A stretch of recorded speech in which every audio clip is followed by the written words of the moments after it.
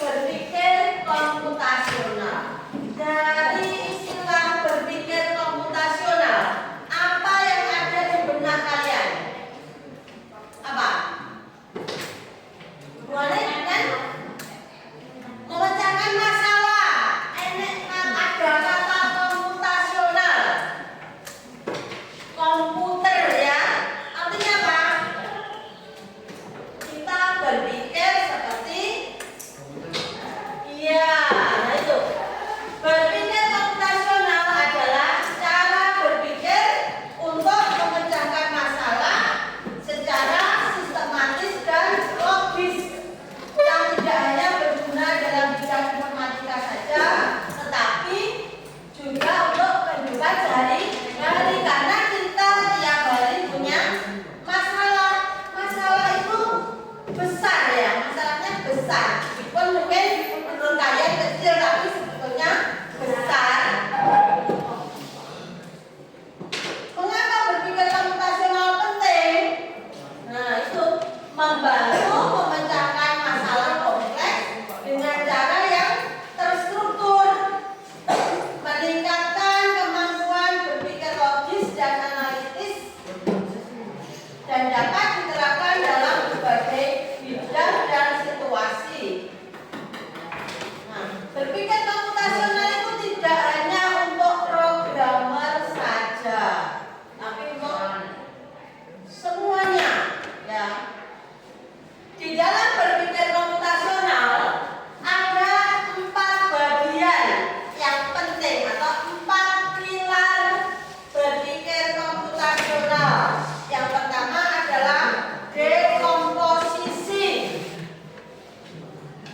Dekomposisi itu adalah memecah masalah kompleks menjadi bagian-bagian kecil yang lebih mudah dikelola.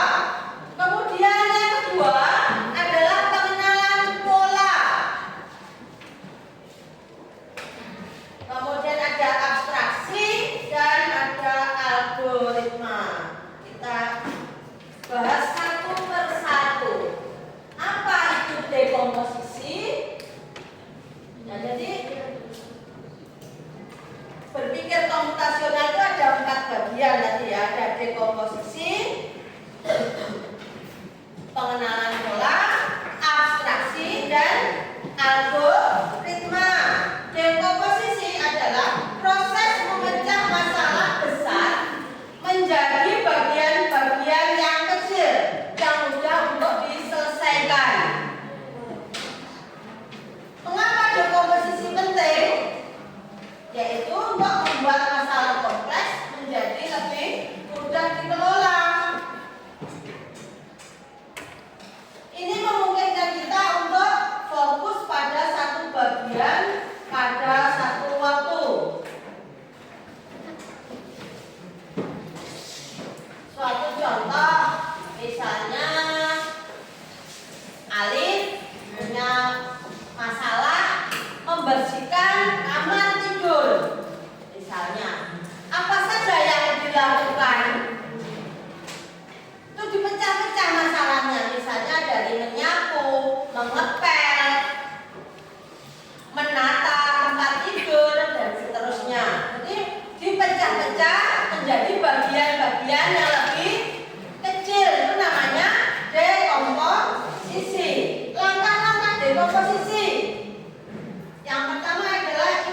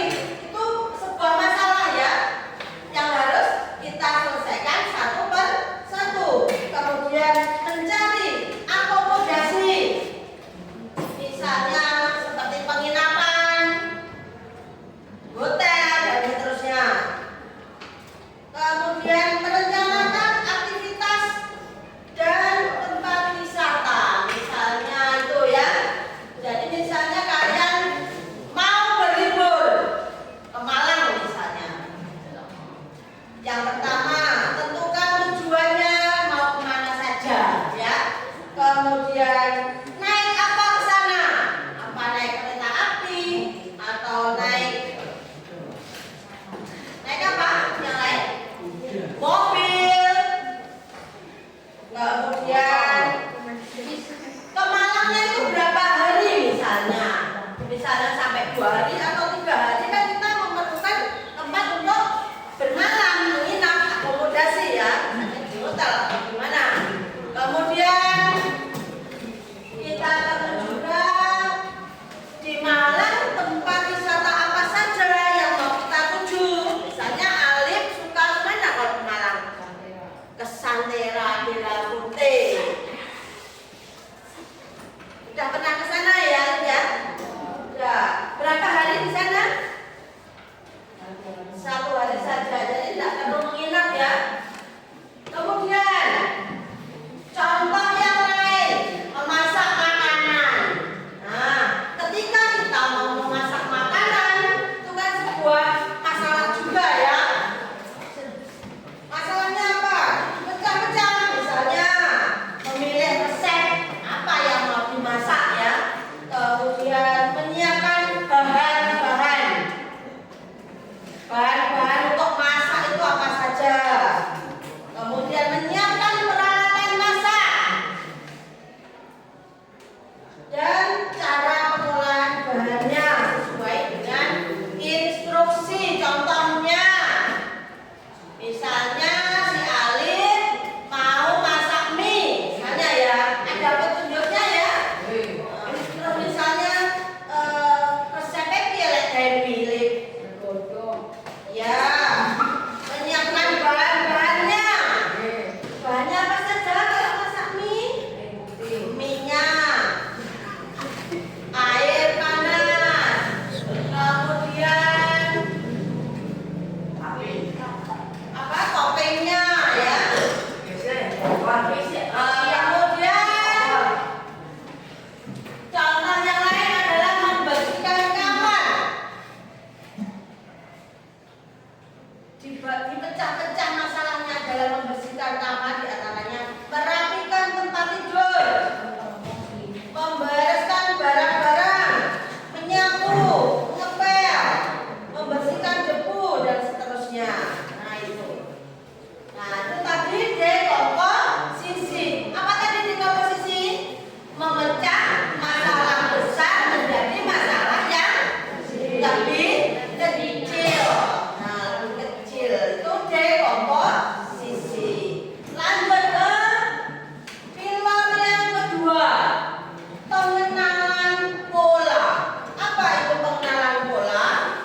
Pengenalan pola adalah kemampuan untuk mengidentifikasi kesamaan, tren, atau keteraturan dalam data atau masalah yang berbeda.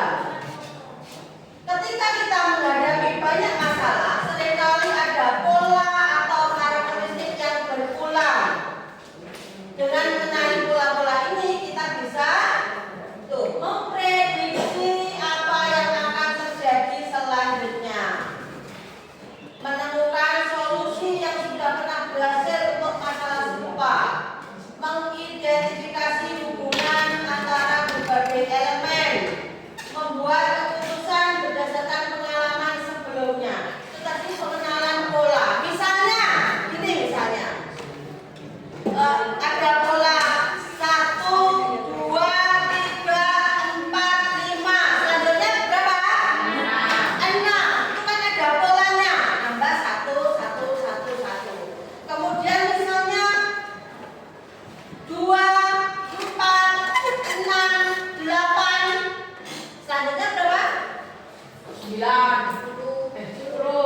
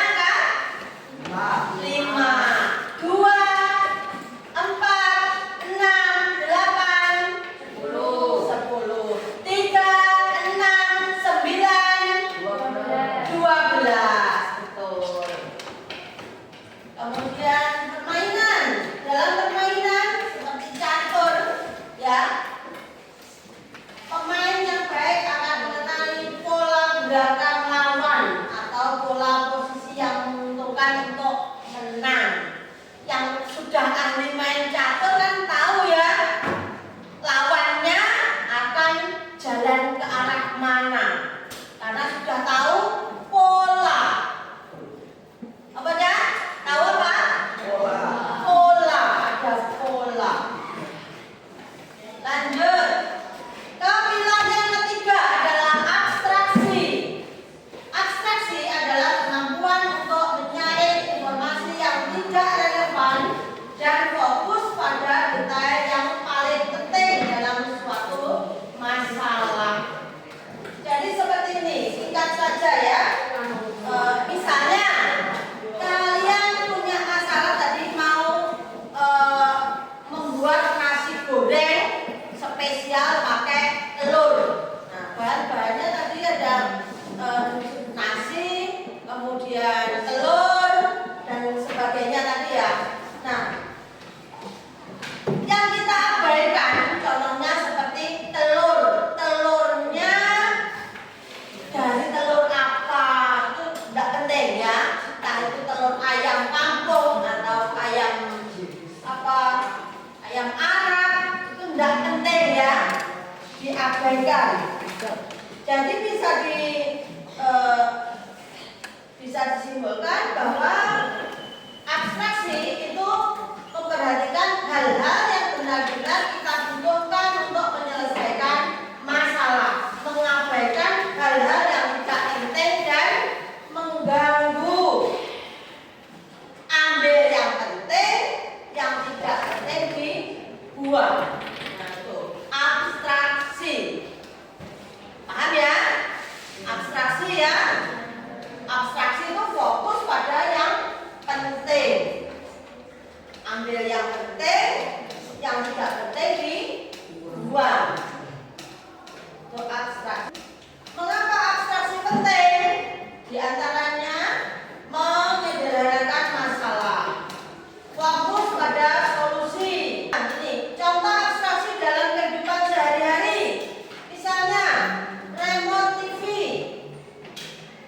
Kita hanya perlu tahu tombol mana untuk menggunakan saluran atau mengatur volume, tanpa perlu tahu bagaimana sirkuit yang ada di dalamnya. Detailnya, dalamnya remote kan tidak penting bagi kita ya. Yang penting remote-nya bisa untuk kita gunakan, memperbesar volume atau mengganti channel. Itu ya yang penting ya. Contohnya lagi, mengendarai sepeda.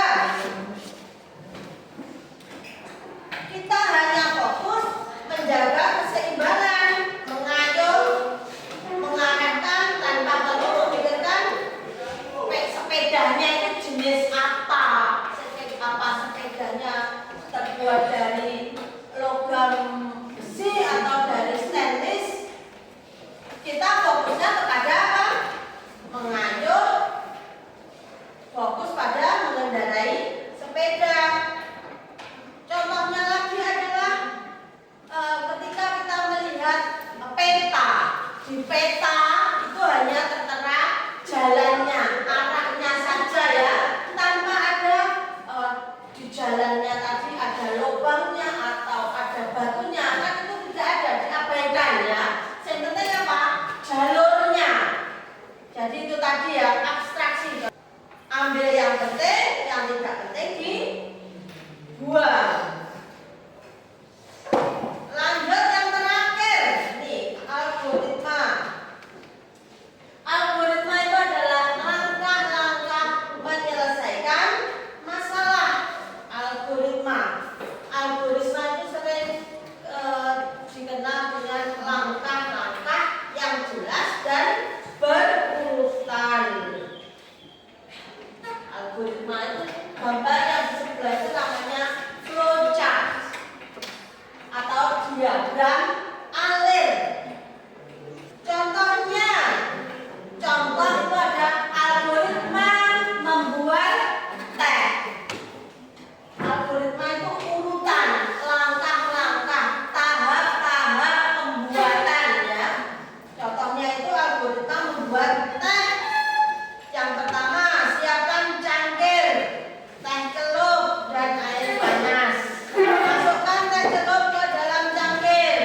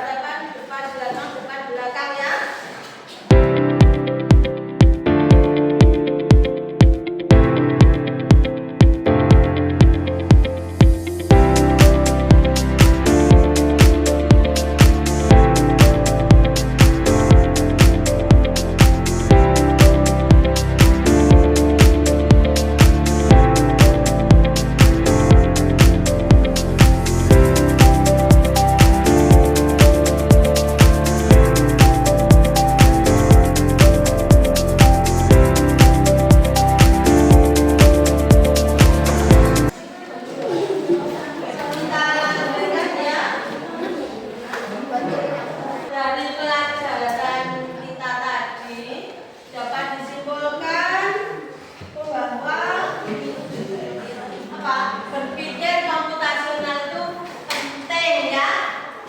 Penting. Yang pertama tadi apa? Dekomposisi. Dekomposisi adalah apa tadi? Memecah masalah besar menjadi masalah yang lebih kecil. Yang kedua adalah pengenalan pola. Apa tadi? Pengenalan pola. Mengidentifikasi kesamaan atau tren atau keteraturan. Yang ketiga abstraksi. Abstraksi apa tadi apa? Abstraksi. Masih ingat tadi abstraksi apa? Ambil yang penting.